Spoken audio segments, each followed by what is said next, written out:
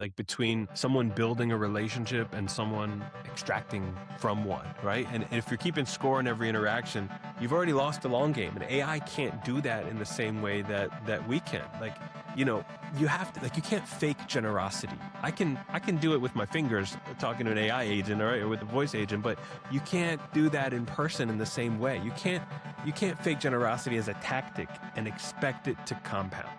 Welcome to Startups Decoded, the show that gets real about what it takes to build a successful startup. I'm Andy Walsh, 2 times exited founder, strategist, and your host. Each week I talk with top founders, investors, and operators to unpack the plays that drive real traction, not just headlines. If you're building something bold, this is where you'll get the honest insights to scale with clarity and confidence. Let's keep growing together. Hit subscribe and share with your community. It would mean the world to me.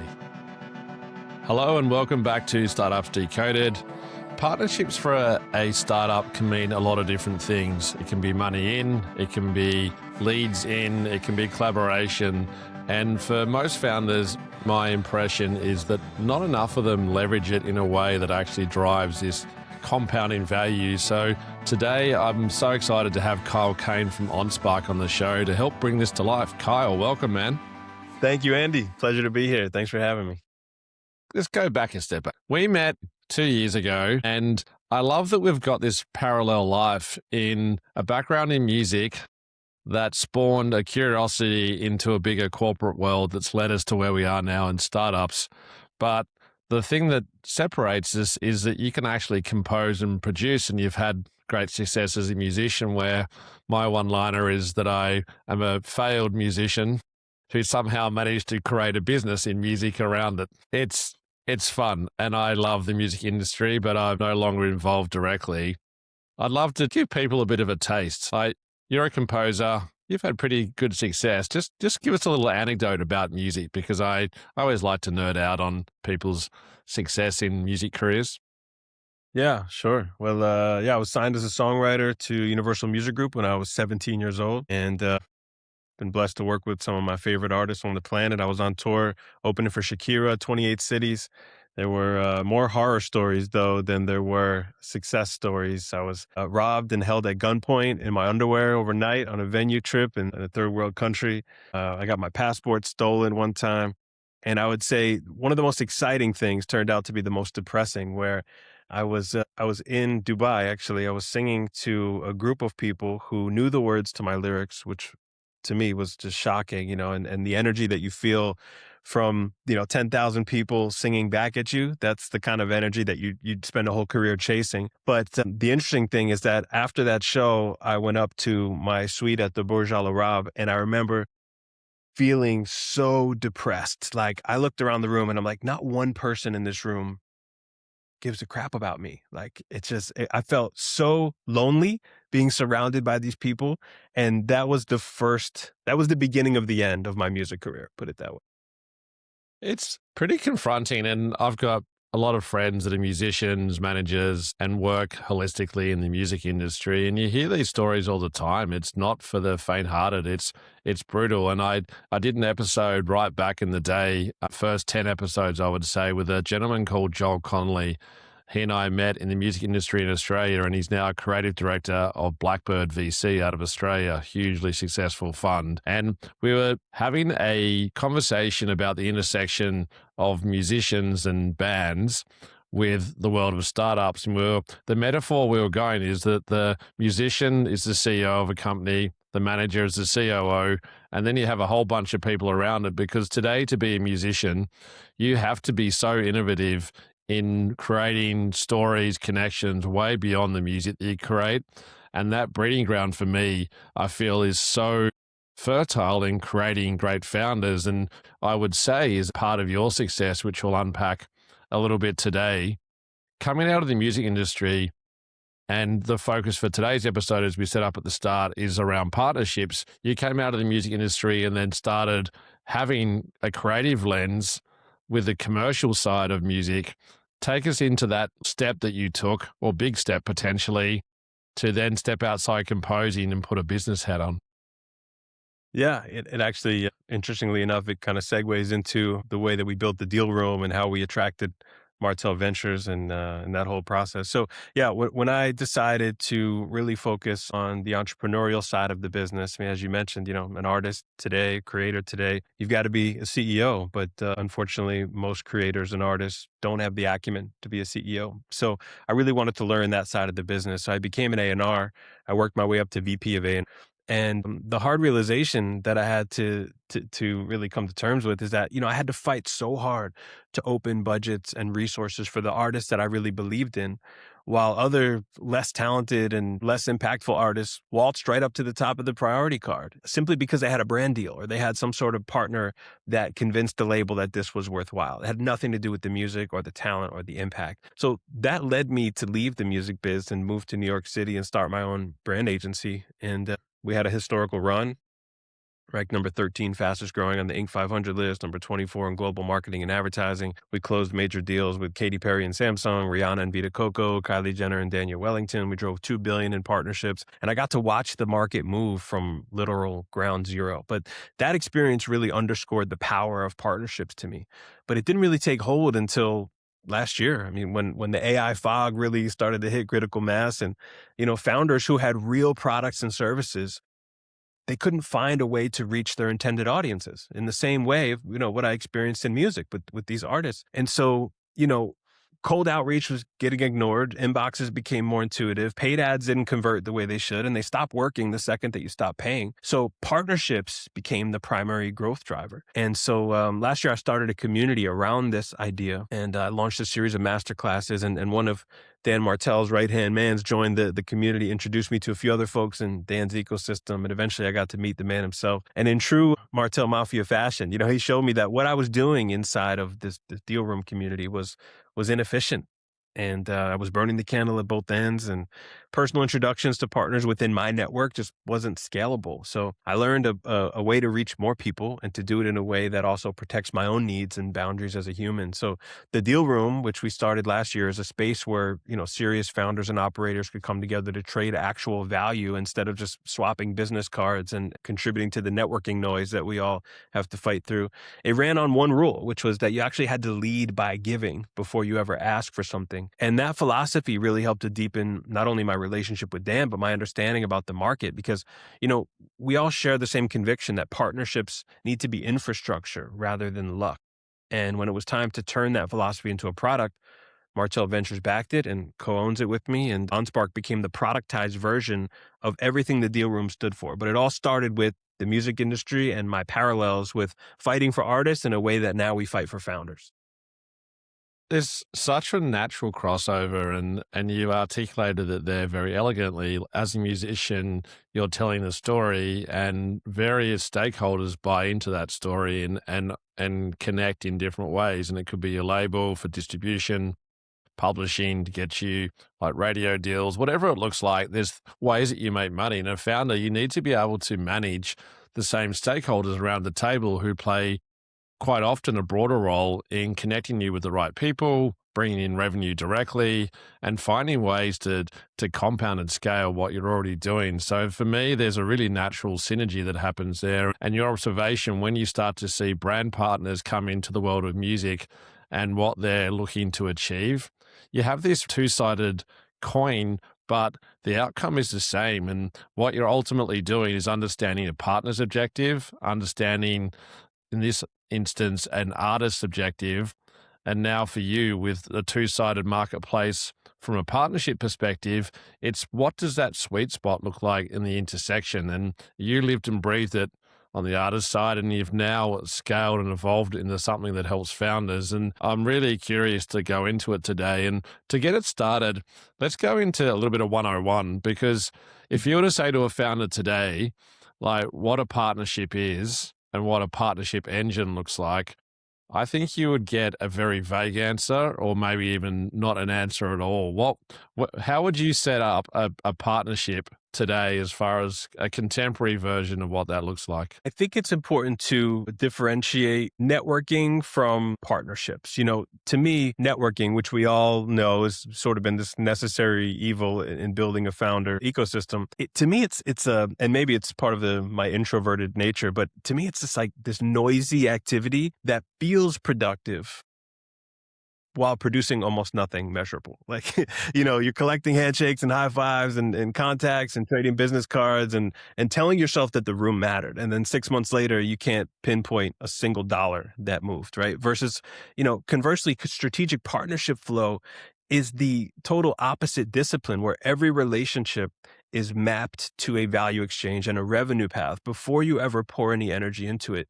I see networkers that are like optimizing for the feeling of connection and the gut and the energy and hey, this guy was great, it just felt good. And oftentimes that falls flat on its face. Where I see real partners who can actually produce, they're optimizing for predictable outcomes. And that gap is sort of the entire reason why OnSpark exists because, most founders have the right relationships already. They just have no system to convert them into predictable revenue. And when I think about like sourcing, that's part of the problem. It's like, our deal flow is scattered across LinkedIn and emails and DMs and groups and events and referrals. So the right opportunity is almost always somewhere that you're not looking the moment it matters. And that sustaining problem is that, nobody owns the relationship after the handshake because the follow up, the structure of the deal, the nurturing of the partner, like that's the real labor that founders seem to not have time for. And historically, the only fix was to hire a partnership team or hire a business development rep, right? And that's going to cost you 75 to 150K plus commission, plus 6 months of ramping up a pipeline and still with no guarantee of actually producing successful partnerships. Most founders simply cannot afford that ticket. So, the partnerships that would have changed their business quietly die in a thread that nobody ever returns to. Couple of threads I want to pick up in there. One, just as a comment, I'm going to call your bluff that you're an introvert. Yeah, every time I speak to you, you give me so much energy with your enthusiasm and passion. So just want to put that out there as That's a well. choice, Andy, because AI is doing so much else for me. Like, what do I really choose? I choose how I show up every time. So that's why I'm chanting names and singing songs and throwing my fist in the air because I'm pumped up about being able to connect to humans. I spend 90% of my time now talking to my AI agents. And it's such a fascinating world that we live in where the shift into voice and in the sense of having conversations as prompts and action and progress with these platforms rather than typing and just different ways that we're interacting now. And for me, human connection is critical in the sense of understanding who you're talking to, the personality type, what they care about, what they don't is really important. And I know that's part of the mix of what you've created. The the second part I really want to tap into there is around the structure. And it's so interesting that partnerships have been around for a long, long time. Yet it feels like every time I walk into a conversation where someone is looking at a partnership, it feels like they're reinventing the wheel every time they do it. It's like, oh, this is our version that we're doing rather than lean into history of success, of people that have done it well, structure, workflow. And that's ultimately what OnSpark is. And you've taken me through a great demo, and I'll be joining and giving OnSpark a spin as part of this as well, which I'm super excited about. Like, really important for me with Startups Decoded to have this functionality. So, from a structural perspective, that foundation is really interesting because there's direct and there's indirect revenue. So let's start on the revenue streams. From a partnership side of things, like let's go direct revenue first. If you're a startup, what are some of the upsides on the commercial part of your business that a partnership can offer you? The word partnership means so many different things to so many different people, but I think the most important thing is that it moves the needle for your business. So if you're looking for a co-founder or a key hire, right, that's a partnership. If you're looking for technology or data or content or distribution, if you're looking for stronger inbound, if you're looking for higher ticket clients, whatever it is, media, PR, more stages, speaking opportunities, whatever connects your product or service to its intended audience where you can borrow trust in a way that's scalable, that to me is partnership. And you said it best. OnSpark is a partnership operating system. We're built on a results as a service model. So we're tied to the outcomes that the clients actually care about. So through that intake process, we're really digging down into, it's a multi-layer assessment stack of like, how do we understand what kind of partner you can be? And how do we understand what kind of partnerships can move the needle? And, we're serving founders and revenue operators who already have a proven offer, but whose real bottleneck has shifted from product to distribution because, the old growth channels, have stopped working the way they used to.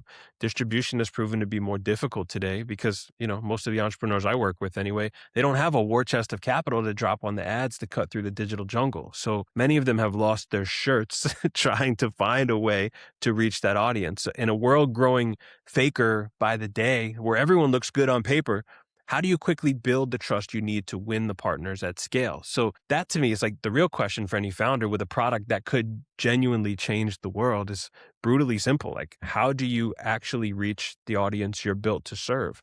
The answer that keeps proving itself is partnerships, because getting in front of someone who already has the trust in the audience beats shouting into a feed every single time, right? The timing matters because now AI finally has made it possible to systematize the relationship intelligence that used to live only in the heads of a few elite deal makers, right? So, we're taking what the best partnership operators do instinctively and we're turning it into an operating system that anyone can run. The trust element is such a fascinating topic right now. In the volume of content, it is just compounded and scaled exponentially for the not for the betterment, it for the worse of us too. And we would all have our own experience of inbound that is so overwhelming as people finding your email address, spamming you with all sorts of things they're trying to reach through. So it's a very noisy, cluttered market, and finding your right target audience is one challenge. And we look at Clay as a good example, where they've automated a sequence where they're trying to ultimately get you a short list of people that are your target client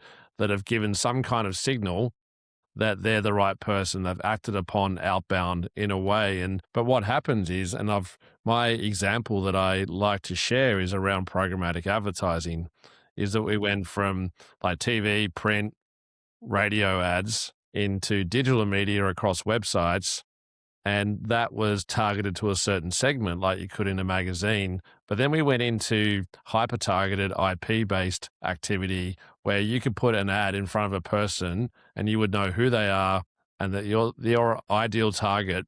But programmatic has basically disappeared because, again, it got so cluttered that the effectiveness declined really significantly. And we're at that same point now with outbound. Like, cold outbound is tough. You called it out. Advertising in the paid side, it's harder to convert now because it is much noisier. So for me, it comes back to human relationships. And what you've done is productized a workflow and a system to be able to understand me, who my network is, who I can reach out to, who they're connected to, but then putting a system underneath that that allows me to automate that, because right now it's complex to automate what you're doing. So I see OnSpark solving two problems. It's understanding your own network and where there's opportunity, but two, having a system that allows you to stay on top of things in what is a chaotic world that we operate in as a founder. And there's a couple of hard truths around, I think even the founders that are successful at partnerships, they've had to come to terms with, without getting too deep into the psychology. There seems to be these two childhood wounds that keep popping up. And unfortunately, it pops up at like the worst time in a partnership development, like in the 11th hour after you've already spent money on contracts and one partner ghosts. And you're like, why did this person disappear? This looked great on paper. And the first childhood wound is a lack of self-worth. I think especially we see this with early stage founders, that either they don't believe they're worthy of the partnership or they believe that their value is self-evident. So they describe what they do instead of what the other side gets. And that message dead on arrival. So the person across the table is running a silent calculation all the time, right? About like how you make their lives easier, their numbers bigger, their risks smaller. And if your pitch does not answer that in the language you use, then you sound like noise. I've watched brilliant operators lose deals that they should have owned because they led with their product or their features instead of what the outcome would be of the 1 + 1 = 11 equation. And the fix of that is to translate everything you offer into the currency that the other partner can understand, something that they already care about, which means doing the work to understand their world before you ever ask for anything. And then the second wound that I see popping up is, no surprise, a lack of trust.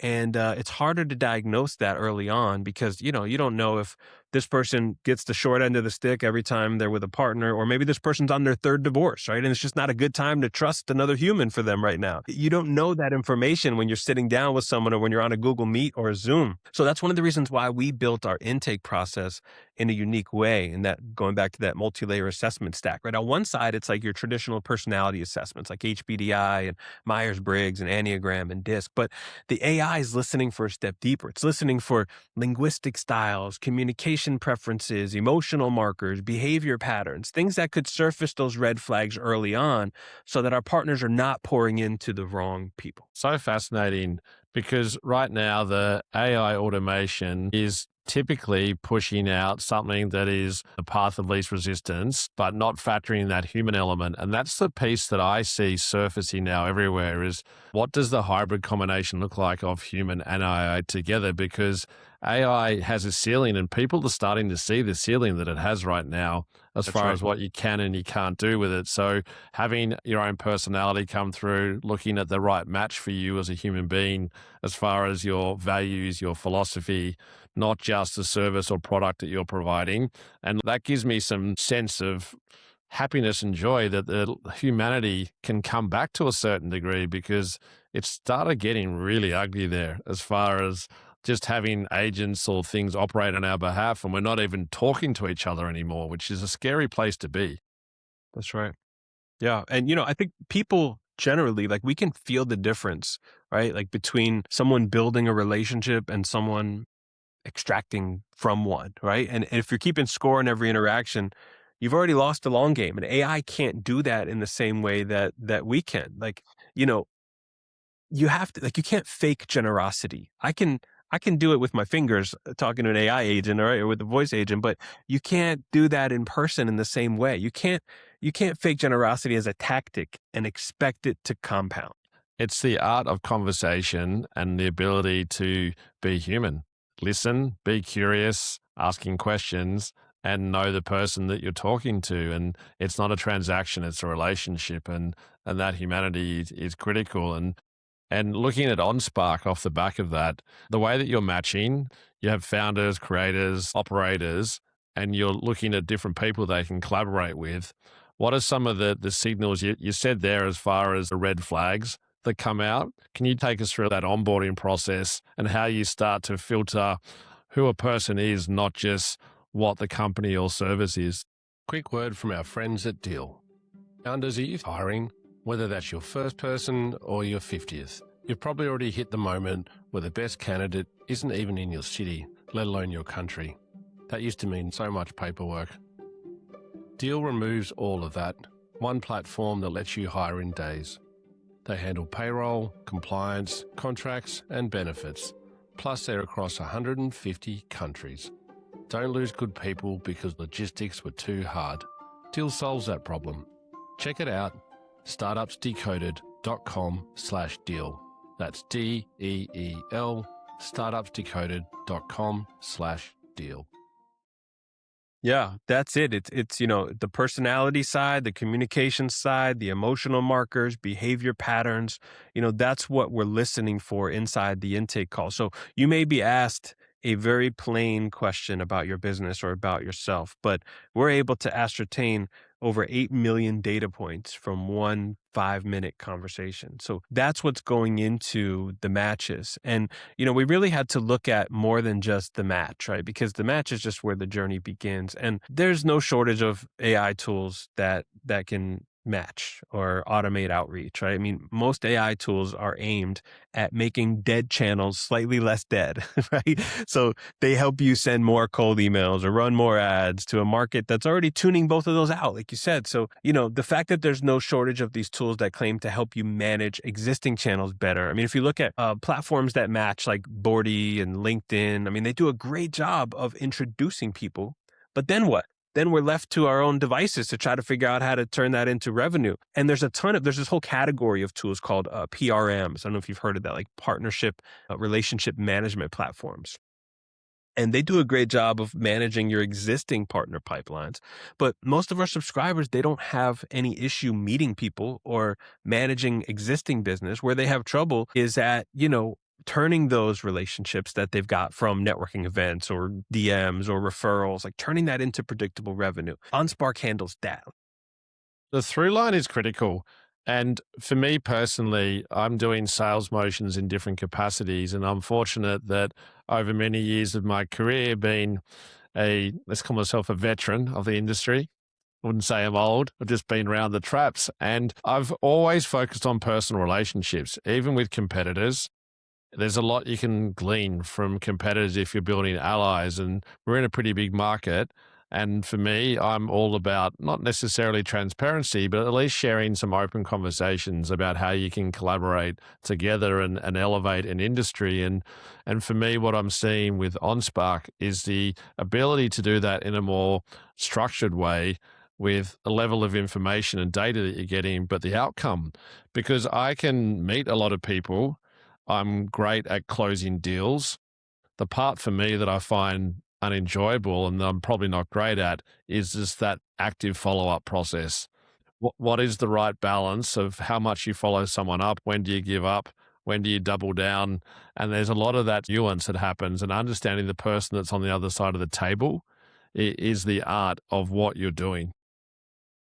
And the attribution is an age-old marketing problem, right? And so that comes into play heavily with partnerships, because you've got the contacts, you've got the opportunity to turn that into revenue for your business, but can you really attribute the amount you spent on this event versus the lift in your business from the exposure and the visibility? A lot of founders can do it in different scales, right? I mean, you can start by mapping what you already have, because most founders have no idea how much doormat value they have sitting in their existing network. And, if you pick a handful of relationships where you can deliver real value first, then you go give it without asking anything in return. That's going to build trust faster than anything else. If you get very specific about the exchange, so both sides understand what they bring, what they get, and you treat that as clarity as the foundation, right? This is where the attribution comes in, is you want to make sure that there's some sort of MVP. There's a minimal viable partnership that can be proved. And that's where you're building trust. You don't have to come out and swing for the fences, right? You just got to come out and do a couple of things that you say, do them well. And that's where the win comes into play. The founders who win are not the ones with the biggest networks. They're the ones who turn the network that they have into a system that produces revenue. Love that, because it's so simple. And if you were to basically take that same model and apply it to the way that they would do go to market from a straight sales perspective, you could target 1,000 people and spend a lot of money and be ineffective, or you could sharpen the pencil and target 100 people and know that there's a higher chance of conversion. They're your likely customers, and it's more personalized. And it feels counterintuitive for most. I see it with people fundraising. I see it with people doing sales, and it's the same metaphor and logic in the sense of how you do partnerships. That's right. Yeah. We use the term borrowed gravity. It's the idea that the fastest way to grow is to attach your offer to a partner who already has the audience, the trust, and the credibility that you're trying to build. And, I've lived this firsthand going back to, the music industry. I mean, I closed a deal that put Samsung inside of Katy Perry's birthday video because they were getting crushed by Beats headphones. They were losing 3% market share a month, and they didn't know how to fight it. And that was the brand borrowing the gravity of one of the biggest artists in the world to land in front of an audience with no ad spend. No ad spend could buy that level of authenticity. You see the same mechanic with Daniel Wellington. They scaled from $15,000 to $200 million by borrowing the gravity of creators instead of buying ads. Or, when we helped Rihanna join as an investor in the face of Vita Coco. None of those wins came from a better funnel or, standing next to the right partner at the right moment. It came from the system of borrowing trust, borrowed gravity. And that's the leverage that OnSpark is built to give founders who don't happen to have a celebrity on speed dial.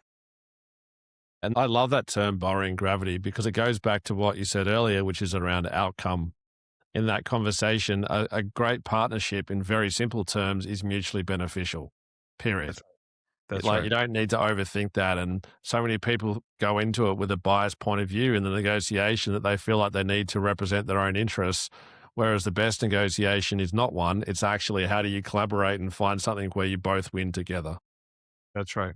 Yeah. And the outcomes so far have been phenomenal. I mean, just last week, we got $1 million pipeline for one of our subscribers. Shout out to Chris Seidman, generated 160K this morning in new business from one partnership source through OnSpark, and the details that matter is like Chris didn't have an audience. Like he started with nothing. So the platform helped him define his value, package it like a pro, and connect him to the people who actually cared rather than the ones pretending to care.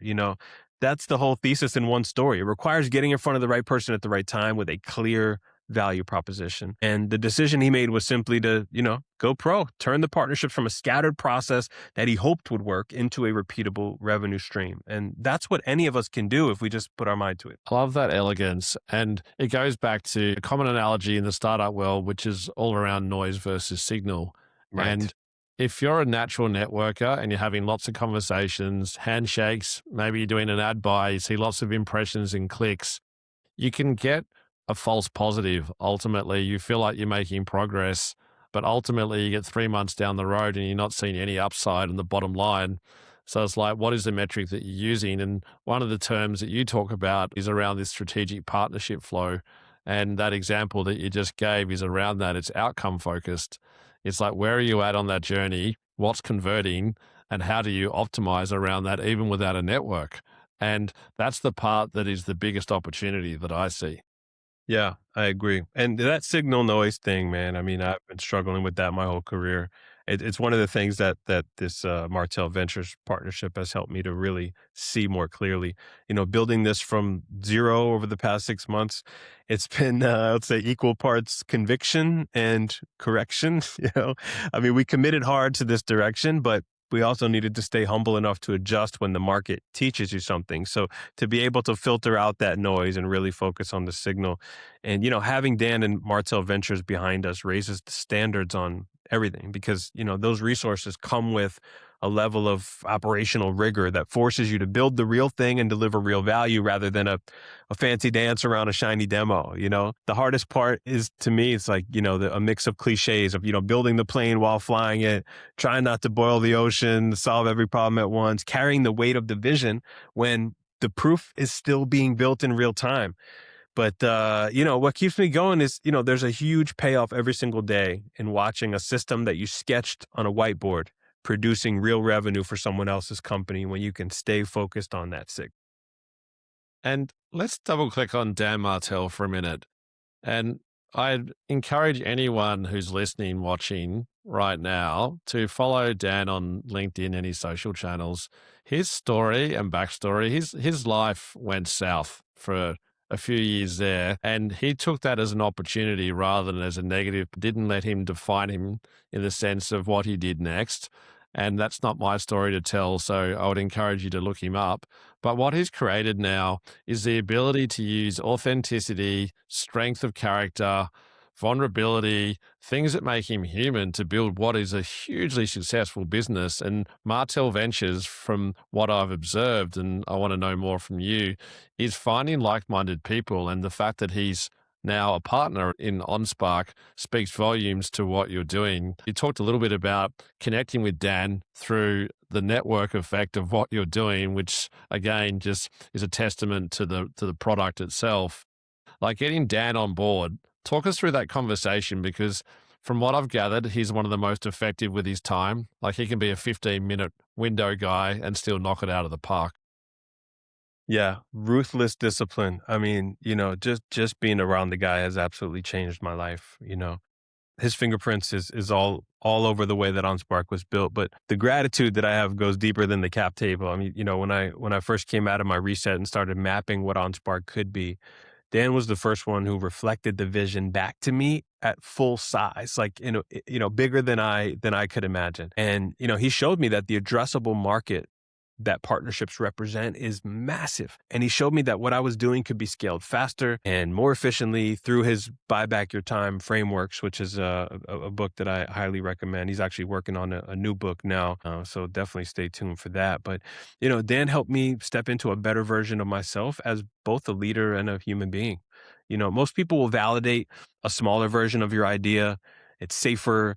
Dan does the total opposite. I mean, he consistently pushes the frame larger, and then he holds you accountable to that bigger version. There are very specific conversations that I think about often. Early in the build, I was describing OnSpark as a matchmaking service, like a Tinder for founders. And Dan stopped me mid-sentence, and he's like, "This is not a service. assets and infrastructure, and that partnership operating system came out of those conversations. And, that one reframe really changed how we designed the product, how we priced it, how we sold it with this results as a service model with a $100,000 performance guarantee for our subscribers, where we're going to make sure that you're deriving the value, or we're just going to refund you your subscription fees. I mean, that stuff all came from just this one reframe of Dan showing me exactly what this could be, bigger than I could have imagined. I see it in the way that he communicates with what he's doing himself. I don't know Dan, but Dan, if you're listening, we had a bit of a chat there. I was courting you to join me on the podcast, but it hasn't come to life yet. But I know you're busy.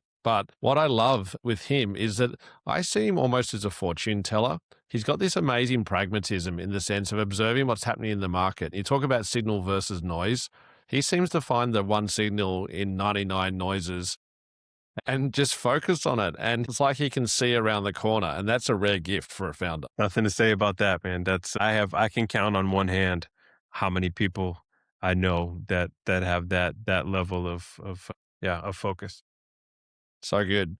Well, to continue on the thread here, we've gone through what's happening in the market, set up what the onboarding looks like for onSpark. Let's get into the detail a little bit around a partnership. And you've done a lot of autopsies of partnerships, not dead people, but within that partnership autopsy, like you've sold great deals. I know both of us have had some terrible deals, ones that we've lost that we should have closed, ones that we closed that actually turned into a hot mess. How have some of those things become a filter for that structure? Because the operating system is reliant upon breadth and depth of an experience to how you, one, close a deal, but then how you make sure that both parties are actually coming out of that successfully. Yeah, that's right. I mean, we reverse engineered all the partnerships that looked great on paper but failed, and that's where we uncovered some of those insights about the childhood wounds. I mean, we had to go way back into human psychology to really understand, why aren't humans predictable? And a lot of it is trauma based, a lot of it is action based, a lot of it is based on limiting beliefs, and those things are really hard to surface without some sort of intelligence systems. And that all informed the way that we build our intake, the way that we built our roadmap. Our partnership readiness scorecard attempts to address some of that, but of course, this will be a living and breathing thing as we learn more and we ingest those learnings into the. You need to be an adult to play this game, and I use that as a metaphor. You need to park your ego, leave it at the door. You need to forget all the things that you think you know, and use this almost as a quality control tool. Is how I would take someone into onSpark and how they use it, because what you're doing is ultimately going through a filter to understand who you are and what you need, and you're getting coaching as part of the workflow, right? And that's the strength of what you're doing. It's not just a way to track, it's actually a way to proactively think about what you need to do next. Yeah, that's right. That's right. And really just showing people that stop confusing enthusiasm with alignment. That's really where the gap comes into play. We get so excited about things without ever having an actual trust and fit scoring mechanism, without having a clear path to revenue. And not to say that every partnership has to result in revenue, right? But we have to be able to quantify, as a business leader, I'm pouring my time and energy into this particular channel for what? Right? What is the outcome that I'm hoping to achieve? And I think that you can apply that to many aspects of life, not just business, but misaligned incentives, unclear value exchange, no defined ownership through the bits and pieces that come with the observable challenges and nuances of partnerships, and trust erosion from small breaches, right? Like a missed intro here, a credit grab on a shared win. Like, these things are rarely addressed directly, but they teach each side to protect rather than to invest. And when you start to protect, that's the beginning of the end of the partnership. And so all of these things that we've learned through the diagnosis and postmortems, and you mentioned like the partnership autopsies, those patterns are what we're using to fuel the next partnership intelligence. It's amazing. And that is a dynamic learning process, right? Things evolve, the market changes, objectives change, outcome and what success looks like is changing. So that is something too that you need, that active dynamism to be able to bring it to life in a way that's most relevant for you in that moment. To step aside, I love to hear things about where you got buried. We both work in music and partnerships back in the day, and I'm sure we've both got stories for days of the things that went wrong. Going back to 80 stars, I had probably one of the worst partnership experiences of my life with Tommy Lee. A great drummer that turned into a pop star. And then my great story was with my man, Rob Van Winkle, otherwise known as Vanilla Ice, who turned out to be one of the nicest people that I've ever collaborated with, and had a great story of a night out with Vanilla Ice back in Australia. And I look at both of those partnerships now with a lot of experience behind me about where it went right and where it went wrong. And the one with Rob was mutually beneficial. The one with Tommy was basically just a pay to play. It was as simple as that. And those things are things that I put forward, but you're getting the breadth of all this information.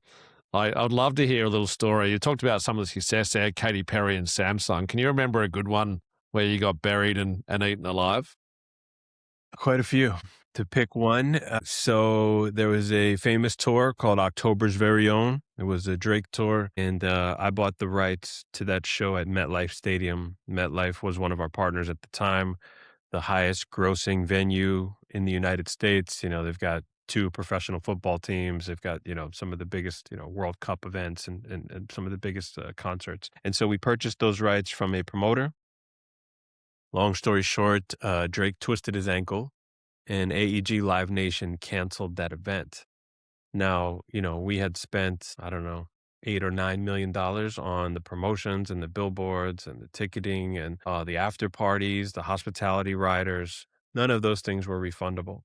So when Live Nation canceled the event, they refunded the promoter, who was our partner, who we purchased the rights from. Well, the promoter took that money, disappeared, and we were left with trying to figure out how to refund 26,000 pre-sold tickets. Now, if you sell tickets and the event doesn't happen and you don't refund, you're faced with a class action lawsuit. And that's, now you're talking Bertie Madoff level of promotions, right? So in that instance, in hindsight, right, we didn't do a good enough job of vetting that promoter.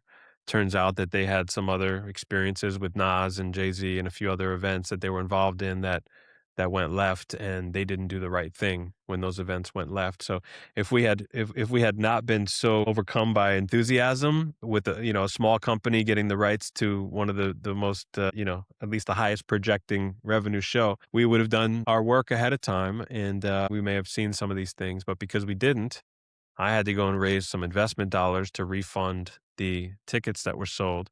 We lost millions of dollars from unrecoverable marketing assets that were running for a show that didn't happen. And that almost killed me, literally.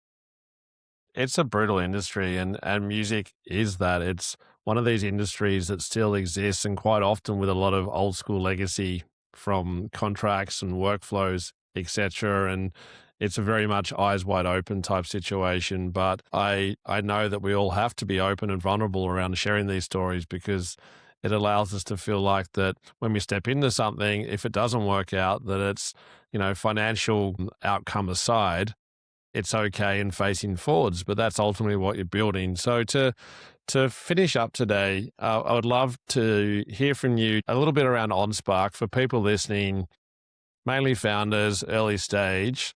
What are the things that founders should be thinking about when they jump on to onspark.com and take a look and listen, and where they'll get benefit from that? Well, the partner operating system aside, I think that coming into a partnership with the right mind frame, I think is really going to be the difference between the subscriber that gets the value from the platform versus it's just another tool. And I think the most important thing to think about is the purpose, right? Like if your purpose is bigger than your own gain from a particular transaction, then that's when your success is guaranteed. And I mean that as an operating principle rather than just a feel-good line.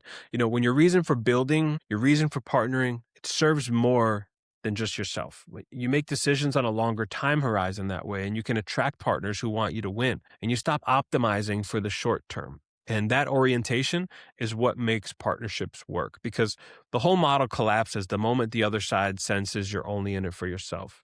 And, we do our best to vet high intent opportunities, but purpose is not the soft part of the business. It's the thing that makes the hard parts sustainable. So things happen in partnerships, things go left, but that purpose is what serves the true north. So yes, you subscribe to onSpark, you take a 3 to 5 minute intake.